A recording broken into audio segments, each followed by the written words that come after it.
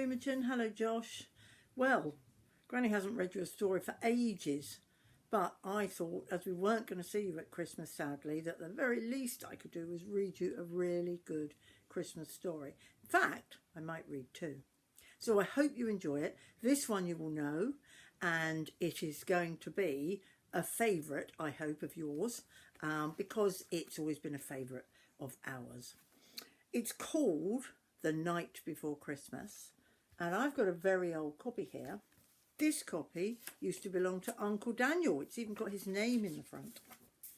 And it's got some lovely pictures of a snowy town, because it was actually written in America quite a long time ago.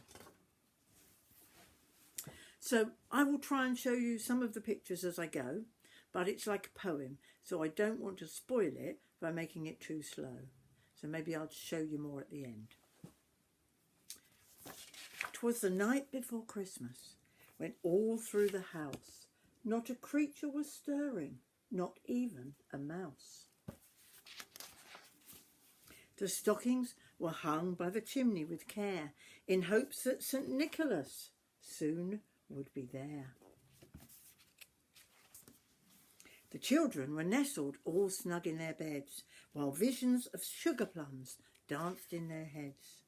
And Mama in her kerchief and I in my cap had just settled down for a long winter's nap, when out on the lawn there arose such a clatter. I sprang from my bed to see what was the matter. Away to the window I flew like a flash, tore open the shutters and threw up the sash. The moon on the breast of the new fallen snow gave a lustre of midday to objects below. When what to my wondering eyes should appear but a miniature sleigh and 8 tiny reindeer, with a little old driver so lively and quick, I knew in a moment it must be St. Nick. More rapid than eagles, his coursers they came, and he whistled and shouted and called them by name. Now Dasher, now Dancer, now Prancer and Vixen, oh Comet, on Cupid, on Donder and Blitzen, on to the top of the porch, to the top of the wall. Now dash away, dash away, dash away all.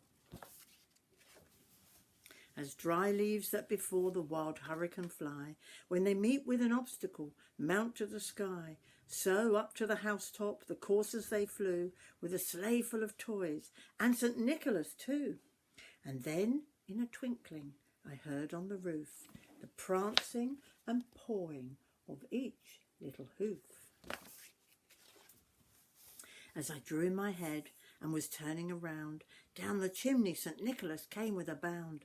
He was dressed all in fur from his head to his foot, and his clothes were all tarnished with ashes and soot.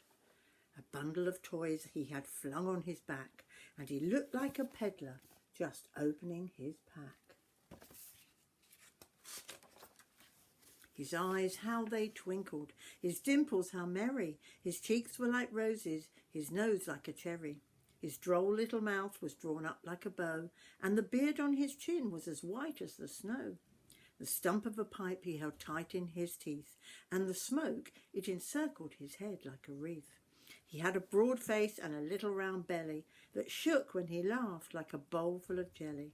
He was chubby and plump, a right jolly old elf, and I laughed when I saw him in spite of myself.